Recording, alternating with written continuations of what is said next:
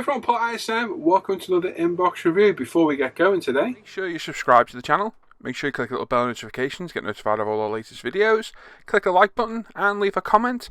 I do read and reply to all the comments and appreciate everybody that takes the time to leave a comment on the channel. And of course, if you scroll up in the description, there's a link to a big long list of all the items I use in my videos. So if you see anything, you should be able to find it in there. Ryefield Models Challenger 2, a highly anticipated kit by a lot of people. For years we've only had the Trumpy kits to do, the trumpeter ones. I built 2 of those. They're not the best kits, and hopefully this will be top dog for that now. And from what I've seen, it looks absolutely amazing. I've only looked through the box very quickly. We've only got the kit. We don't have the aftermarket set for it because I don't fancy battling all the photo etch, and I plan to make this my next build as well. So, as always, I'm not an expert on most things. I know bits and bobs about a few things, so if I get part names wrong or don't know what something is, excuse me. I'm here more to look at the quality of the kit as to whether that, bracket's exactly right, or whether it's a rangefinder or whatever the hell it is on the kit. I don't know. I'm here to look at the kit. I enjoy the visual aspect of models rather than the full technical what everything is. It's just the way I work. So bear with me if I get things wrong or don't know the part names. It's just one of those things. So let's go. Okay, so let's dive into the box. Let's have a look. First of all, the box art, absolutely stunning. Really depicted the awesomeness of the Challenger 2. It's a beautiful bit of box art and very, very well done. It's nicely stanced and it just looks great. This is one thing that caught my eye about this when it first came out. The choice of box art does look outstanding. On the side, got a couple of CAD drawings showing the different systems. So the remote weapon system, smoke discharges. I think that's the rangefinder, if I remember right. Remember, I don't know everything here. I'm guessing stuff. Road wheels, torsion bar suspension, the armour for the side, counter or anti-IED antennas on the turret as well. And on the other side, we've got front, rear, and side profiles as well. Absolutely stunning looking tank, and in my opinion, up there, if not prettier than the Leo. The Leopard, very, very cool. Got the bar arm on the back as well. We're not going to go to the detail set when we build this. I haven't got it to review, unfortunately. I think I'd lose the will to live doing that photo etch bar armor. So, no, thank you. So, let's dive in. Should we count the sprues? So, we've got 1. There's 3 in there. We've got 4 in there. Bag of bits. 5. So, hang on, what have we got? How many did I say? 3, 4, 7, 8, 9, 10, 11, 12, 13, 14, 15 sprues in total. Instructions. Nice meaty instruction book there. Just make some room over here. We'll move some of these sprues over to one side. Rustly bags. Shocking. We'll start with the upper turret, lower hull, side skirts. Just have a quick look through this. Yeah, my God, they're busy instructions. Very, very, yeah, that's going to be interesting to look at. And then we've got our bag of bits, our clear parts, polycaps, tow cable, photo etch, decals. Very nice belt ammunition for the MG. That's really cool. Just seen that little bit in there. I take it that's, yeah, it's rubberized as well. So let's start with our lower hull. Let's have a little look what we've got. So typical way round things nowadays. You don't seem to get the tub that you used to get traditionally with like Tamiya kits and what have you. They are all the build up yourself. So not a lot to write home about there. A bit of detail on the back, obviously locator points, a bit of detail underneath and on the front, but nothing there. We've got our side pieces as well, which glue in place. Now what I've done, I've taken these off, and there were some of these sprue extractor points just here that need removing to be able to fit this. So I just took them off so we could test fit it and see what it looked like. So that one goes on there like that. Drop it on the floor. Well, not the floor, the bench. So yeah, that locates in there. It's got quite positive locator points, but you are going to have to sand down those ejector pins. So that one's okay, and then this one, again, locates in place pretty nicely. Not too bad at all. So there's the lower hull. Not much to write home about there. And these are our side pieces where our torsion bar suspension goes through. We've got our drive sprocket as well. Return rollers, so on and so forth. Again, we've got locator points on the side. I'm assuming that's for the different armour to be attached to. Again, cleanly moulded, nice recessed detail, nice raised detail. All nice and clean, well defined. Pretty cool. Not too bad at all. I'm going to zoom in a touch so we can see a bit better. You can see all that detail on the side. So again, no problem there. So that's that. We then got front and rear points.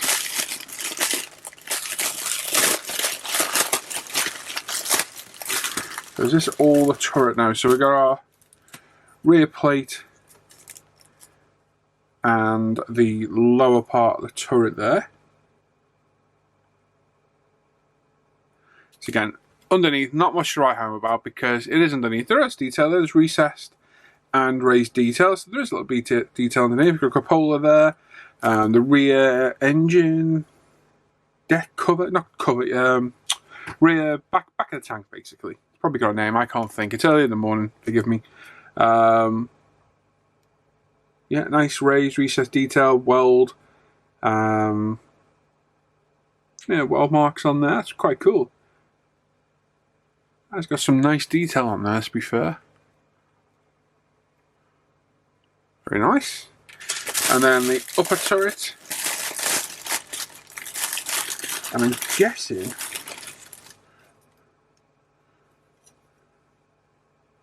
it would have to be a guess, I don't know.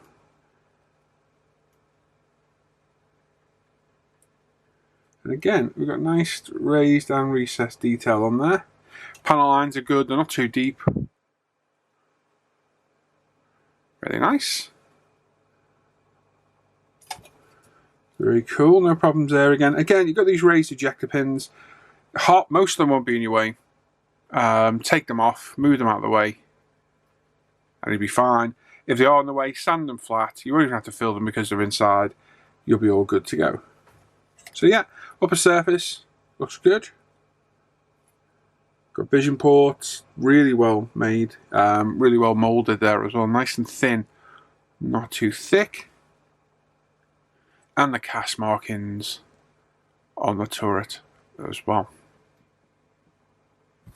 Very nice.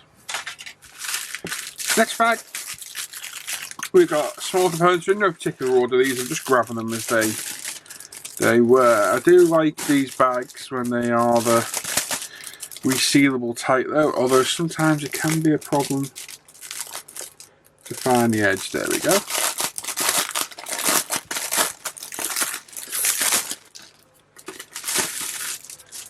There we are. Right, so in here we've got the side part of our turret. We've got our barrels. I say barrels, it's a singular barrel, but they're in halves. As we were discussing last night, it's a bit of a pain, but they're going to have to do it for this detail that's on the outer sleeve of the barrel. So you got two sections, two parts. Sorry, two parts, two sections for each one. We've got some stowage. Another cupola with the MG mount on it.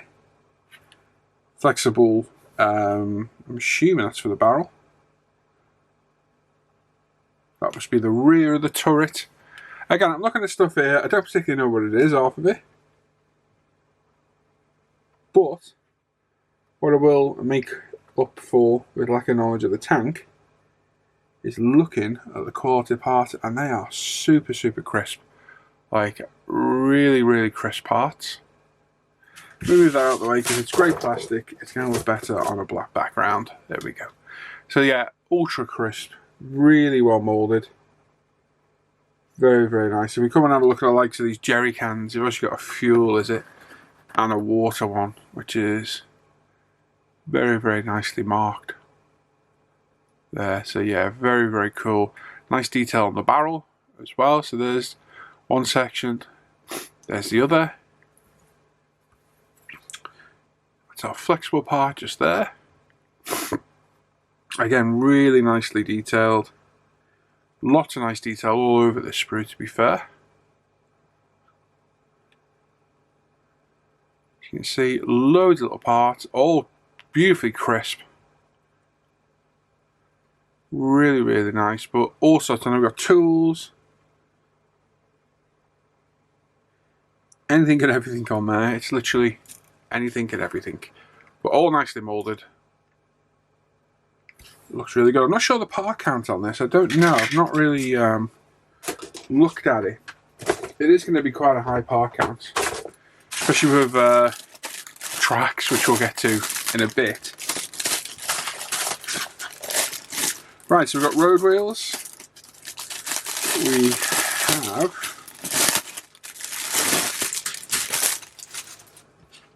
two sprues, so we'll remove one. So road wheels, real nice detail on those. Got fuel drum, drive sprockets. So obviously there's two of these torsion bars. Oh, those torsion bars are really short. Okay. Again, beautifully, beautifully moulded. Absolutely stunning. Really is nice. Return rollers there. A little bit bent. Now this is the case in point where it would benefit for the old trick of having a bit of raised protective sprue around the edge. It does work well like that and protects parts like this from being twisted off and damaged. Because it's a shame when delicate parts get absolutely bent out of shape in there. But yeah, it really is a nicely moulded part. So we've got a couple of antenna there. Assuming they're spare tracks, some sort of exhaust or vent. Fuel drum's got nice detail on it as well. But yeah, not bad at all. It's going to be quite an in-depth build. There's our toe end for the string. I would rather get wire because it holds its shape a little bit better. The string can still look good because it does sit more naturally on the actual vehicle, but it's a small quibble and nothing to be really overly concerned about at all. There's no flash on the kit. The only flash is on sprue points, where it doesn't even matter. Even the smallest of parts are really done. There are some very, very silly sprue points though, like on the likes of that part there. Here, let me zoom in. Wobble stop. Why put that right on the end of that piece where it's really hard to clean off? But I guess the trade-off is a really crisply moulded part. But yeah, it's things like that that are a little bit of a shame. It's just going to anti-clean up, basically, is what it's going to do. We all know kits need cleaning up. Kits are going to have seam parts. It's going to have mould lines. It's just one of those. It's all part of assembling the kit. And I guess it's something we just got to deal with. But yeah, it's a bit silly to have, the odd sprue point there like that. It's a shame. Again, very, very small niggle, because the only other Challenger kit in 35th that I know of is the Trumpy ones, which I have built two of. And whilst they aren't the best, they're okay. But they're not on par with this kit, because these tiny, tiny parts on these are phenomenal. We got all sorts on here. I have absolutely no idea what any of it is. Bar, we've got the MG, which I just saw there.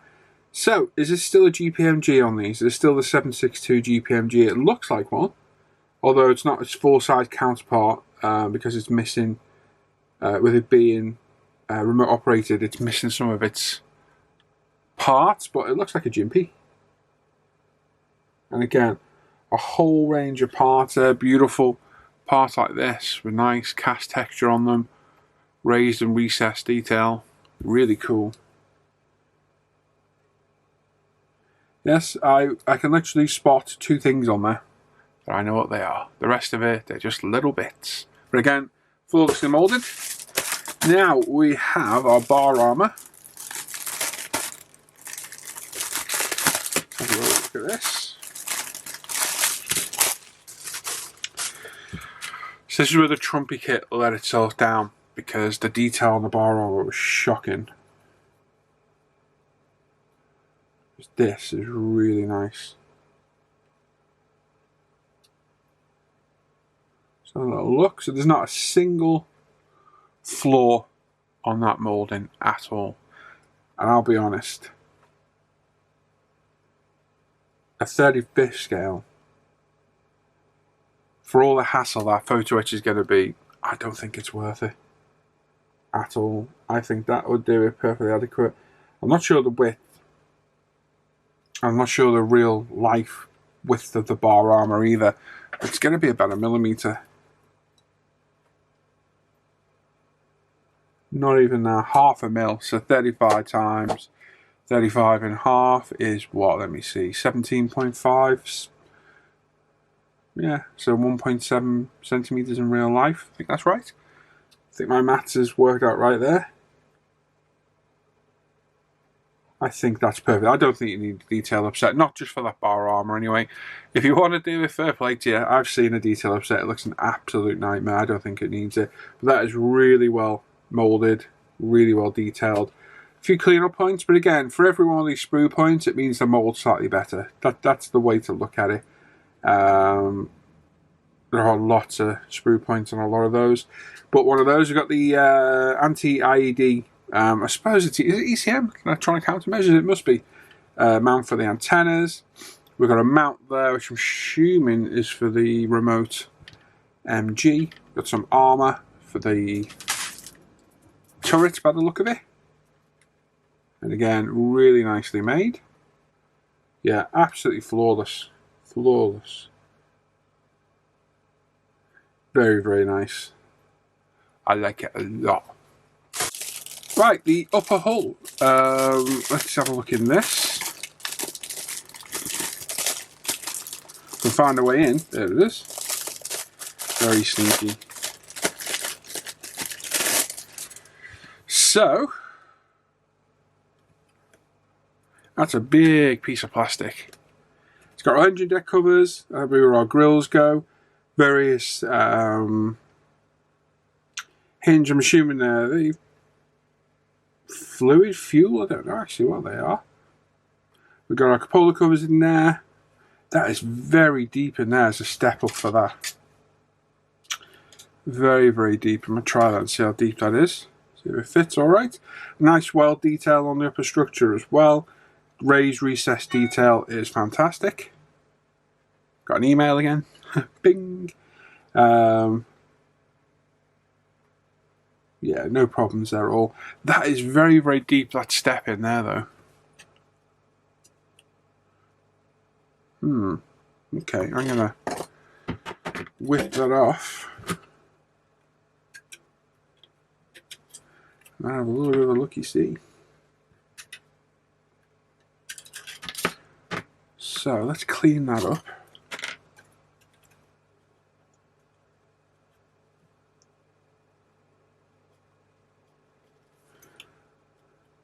Just interesting because there's a rather deep one there. As to how well. That fits, obviously, I can't dry fit all the parts on the kit, but I think these bigger ones I can. So we'll just whip these off. We can leave that on there.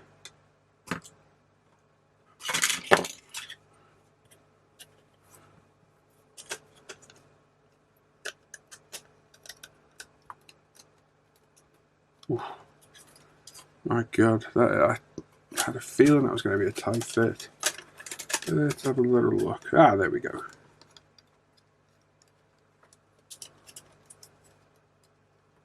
Wow, that is a seriously good fit.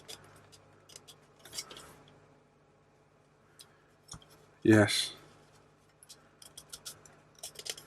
That is tight. Now, what I've got a habit of doing is cutting off the locator points that these attach on. So the little lug there, I'll often cut off. so that friction fits in place instead, because that is an ultra tight fit. It's not too bad. Once you get it on there, actually, it is better. It's definitely something you don't want to be moving around all over the tank though, because that is ultra close to that body. Very, very close. Well, that is a good fit. Really nice and tight. But like I said, I often whip those off and then just push fit, friction fit the turret on. You're not going to be moving it around. You're not going to be running this thing around your carpet playing with it, so you won't have any issues there. But yeah, a nice big well molded piece of plastic there. Going to enhance all these covers with those nice bits of PE. Once you get a wash on all the raised and recessed detail, that's going to look really, really good. Right, last sprue bag before we get to the tracks. But what I might do, yeah, we'll have a look at the tracks quickly, and then we'll leave one pack out because there's 4. Then we'll have a look at the instructions to see how they sound. I think they're very similar to the leopard ones we've just done. So we've got our extra side pieces now. So how do they go on? We don't know. I should go for the instructions first. I really should, but I like going through them at the end. So I kind of know what I'm looking at then. But we've got the other sections for the armour here. So we've got the add-on side armour there. The mud flaps. I guess the mud flaps for the front. And again, some really nice raised and recessed detail. Once you get a wash in this, it's really going to pop and come alive. Really cool. Really nice raised detail on the armour there as well. Very, very nice. And a nice rubberized look to the front as well. If you can see, there you go, you can see the way it casts the light. So that'll look pretty realistic once painted up as well. So again, big, big parts, really big. Nice big sprue points on them. And again, really well moulded. Not an issue. So yeah, I'd go top marks for the moulding. Really nice. Right, so we've got our last bag of plastic. Then we've got our bag of goodies. And then our instructions. So, in here we've got 4 identical sprues, so we'll just keep one out. I'll zoom in a touch so you can see a bit better. There we go. So we look to have 3 parts per link, well 2 parts per link and the interconnecting piece. Now they look exactly the same as the leopard ones I just did on the border models. So you will have the jig, which is here. There'll be 4 of those, so if you lose one you've got plenty. So you'll pop in the lower pad first across there. Then you'll interfill with these across there, and then a dab of glue in the middle and pop the top section on there. They're a bit laborious, but they're pretty easy to do. Now, what I like on these more than the border models I did is the sprue points are underneath. They're stepped down rather than being on the edge of the part. See it there? So that makes cleanup a lot easier to do. Because the part that's being cut will be, let me have a look. Can't see which way around it goes at the minute. I'm assuming it'll go on the outer side, so it'll be inside. So cut them off. Your decent sprue cutters, Tamiya's, to spay, wherever you've got. Make short work of those, and then a quick run over a sponge sander. Job done. With the border models, I had to sand each link side, everyone. Sadly, you will do on the track pads and the top part with the guide horns on, but it's just, again, it's the nature of individual link tracks. Overall, though, they look great. Really well moulded. Very interesting there. Very, very strange shape, those tracks. Yeah, they've got like a weird shape to them there. Pretty cool. So there we go, that's that. So we'll leave those to the side. We'll go through the instructions and we'll look how the tracks assemble. I think I pretty much covered it there. We'll have a little looky-see. See what it's like. So in here, a little bag of goodies. What have we got? So let's have a look. So we've got our polycaps, all the same size. Nice rubberized polycap, so not much to write home about there. We've then got our Now, I'm assuming that is for the top of the turret, for the barrel, where it raises up and down. I'm assuming it's rubberized, textured, and then I'm assuming that it is, I can see it on top of the instructions, that is the belt for the belt-fed ammo. Again, rubberized, so you can bend it, paint it, that will look great. So again, lovely touch. So 2 rubberized parts, and then got our decals, which I'm not going to take out of the bag. We've got the Megatron, which is really cool, the Decepticon logo decal there as well. Number 10, British flag, very nice. And then our string for the tow cable. Now, like I said, I do prefer metal, just because it's metal. But to be fair, that looks pretty good. And it does lay more natural on surfaces if you're going over multiple shapes. So it's not the end of the world, but it's very cool having the Decepticon decals on there. I do like that. Photo etch. So, actually a pretty decent photo etch sheet there. Again, I'm not going to take it out the bag. There's no need. You can see it there. If I do that, you can't see a thing. But if we put it to an angle, you can. So we've got some grill covers. There's quite a bit in there, actually. When you look at it properly, it's deceiving how much PE there actually is. And it's really good. It's not too thick. It's nice and thin. There's no make on there. Sometimes it can be Voyager. Let me go and have a look. We're not going to open it, but we are. Because sometimes we Voyager and it feels nice and thin. We've got no maker's mark on it, so... Oh no, there we go. Just says Ryefield models, but... Nice thin PE, which is always good to work with. You've got a few parts to look at and you fold in. Really easy to do. Very, very high quality photo etch, to be fair. Really nice. Always a nice touch. I still think that detail upset, it does look pretty cool. It's just too much, in my opinion. And I think something I've learned over the years, adding too much to a build can kill it. It can absolutely kill the build for you, so always be careful. Clear plastic, all the vision ports, beacons, etc, etc. Beautifully done. Yeah, no issue there. I'm not sure of the colour of those in real life, whether they've got that green tint to them, the armoured glass. But they're not going to give any issues either. Again, awkward cleanup on some of the parts. Right where you don't want a sprue point, you've got one. But I guess that's just the nature of the beast, fortunately. No problems there either. So yeah, good little bag of goodies there. And then we've got our instructions. It's a pretty thick instruction book, to be fair.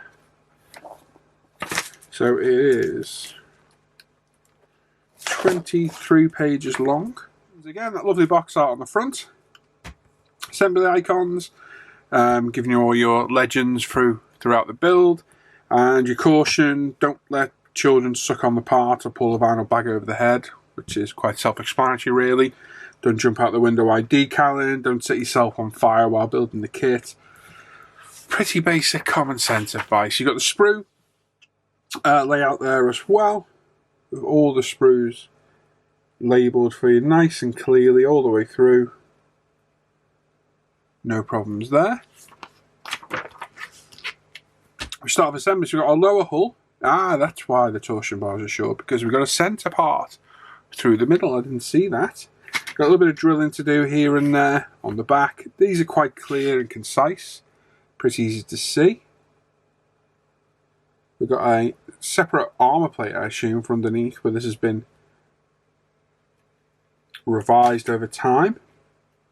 Plenty of small parts at the back, spare tracks, light covers. The protective parts for the lenses there as well. Assembly looks pretty straightforward. It looks to be pretty clear where parts go. They've got good arrows depicting where the parts sit. There's quite a lot of parts to go on this thing. There really is. You've got some photo etch to bend there as well. Sorry, the light's reflecting there a touch, isn't it? Let me just pick the book up a bit. There we go, it's a bit better. Yeah, you got some photo etch there, which is very clearly depicted, so there's no issue there in missing out on that.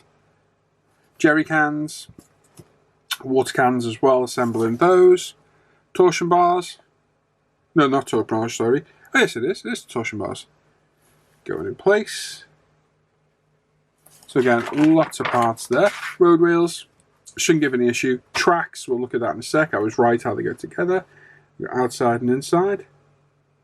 Okay, so they're handed. They actually are handed to which way around they go. So let's have a look at one of those track pieces, like I said. So, outside.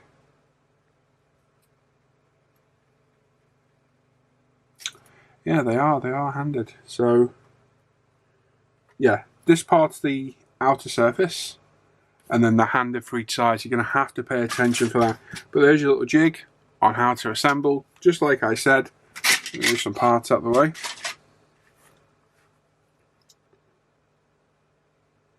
So 87 links per side, so it's always good to be told, because you can work it out then by building sections. And exactly what I did with the Leopard was left a link off, sprayed it all up, popped it back in, glued a clear link on, and because they work, rolled it round so it was under the side skirt so you could see it. Upper hull, a few parts to assemble there. And we got our, I can tell what part that is. Let's have a look at the next page. It's the front, is it glacis plate, is it? At the front, armour for the bottom part as well. Side skirt, again, we need some holes drilling there as well. Photo etch for the top of the side as well.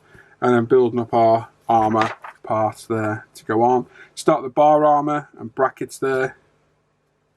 Tow cables, various other components there. The communications rail, still on the back of these tanks. It's for wired communications, which is pretty cool to still see that on the tanks. So Leopard had that on the back too, still. Photo etch parts for the engine cover grills. Tools are starting going in place. So they're nice and clear and concise. My God, there's some holes to drill on that bit though. Everything's laid out well. It looks to be really, what's the word I'm looking for? It's very precise on where the parts are going, which I do like, because quite often you'll have a part where it shows like this, and you're like, you know, where does it locate? It's actually pointing right to the locator point, which is really cool. I thought it was really good on the driver's vision port, driver's observation port. You've got little PE window wipers to go on there. That's really cool. So the turret, a couple holes drilled on the top, several holes to drill on the side and the back, lots of holes to drill in place. Assembling the turret as well, with those antennas going through, the MG. Again, quite a lot of parts to this. It is part heavy, which we do expect from these kind of kits, Ryefield, Meng and so on. Building the MG, the IED antenna, I think that's the rangefinder. More PE parts. So it's nice, clear, concise. It's not a Tamiya instruction book, but I can't see any real issues there. It all looks to be pretty self-explanatory and clear. No issues at all. Bar arm on the back and sides. More armour for the side of the turret that we looked at earlier too. Rear and side there as well. More armour. The barrel. So it shows the way this is orientated as well. So we're cutting off these parts and this is up. So the sag goes at the bottom, obviously, where gravity pulls it down. Assembling the barrel again needs some pretty decent sanding, so good glue, clamp it, sand it and fill as required. If you use a decent glue like TET or a TET mix like I do, you shouldn't really need to fill anything in. And then the last bit of PE, and then putting the upper hull, sorry, the turret to the lower hull. And that's it. And there you go, there's the upgrade set. So there's all the PE on the upgrade set, and to me that looks an absolute nightmare. No thank you, I'll pass on that one I think. Then we've got our callouts. So we've got all the colours are done in ammo, as a lot of these kits are nowadays. Very, very cool. Once this is weathered up, it's going to look really good. So NATO green for the overall colour. You've got various colours for the barrel end, mud flaps, so on and so forth. And it's got some weathering steps down the bottom as well, which is quite a handy tip. And on the back, some of their other kits too. So there's an instruction book. Looks a decent instruction book and a decent kit as well. Right then, so there we go. That looks very good. Very impressed by that. It's got a few shortcomings. Those raised ejector pins are a bit of a pain. They're not a fall short or whatever of the kit. But they are a little bit of a pain to sort out. You just got to cut them off. They will snap off by hand, but really is nitpicking. Moulding the kit, fantastic. It's got just the right amount of extras with the photo etch and what have you. I don't think the bar arm is worth the extra PE. I think it'd be a nightmare, to be honest, but that's your choice to make, and if you want to go ahead with it, good luck to you. I look forward to seeing some builds of it. If you've got the kit as well, let me know what you think. But for me, it's going to be my next build. I think I've got Abrams to get out of the way, which is nearly done, and I'm going to dive straight into building this. So hopefully you'll see it on a bench update completed in a week or two. But overall, fantastic kit. I think it's just let down a few places. Those sprue ejector points are a bit of a pain, and some of the sprue locator points on the part are in silly places a little bit as well. But it's easily dealt with. It's a very small complaint, and overall the kit looks great. You can buy this directly from me and Lee at umpretail.com. They've just gone out of stock today, unfortunately. Hopefully we'll have some more in very soon. So I'll put a link in the description down below. If you're watching this review back, click on the link, and if they're in stock, they're in stock. You can buy one from us. And there we are. So very excited to start this one. Looks an epic piece of armour, a great iconic British main battle tank, and definitely one of my favourite bits of armour as well. So there we go. Thanks for watching today. As I say, if you've got the kit, let me know in the comments down below, or if you want to say anything, pop it down below. Read all the comments and reply to every single one. And make sure you sub to the channel, thumbs up, click the bell notification, and go back through the channel, look at some of the older videos as well. So, as always, check out the Ancestral Scale Model Facebook page and forum, umpretail.com. You can buy this kit and loads of other kits and accessories, standards, so on and so forth. Check out my Paul ISM modelling page as well, where all my personal modelling work is shared. The Live at the Bench page and the Off Air Hangout group for the live show and the Off Air Hangouts. And like I say, third time, if you've got the kit in the comments, you've looked through it, or you've started it, or even finished it, let me know what you think of it. And put some pictures up on ISM of your finished build, because I'd love to see them. There we go. Thanks for watching today. I'll catch you all next time. Take care. Bye-bye.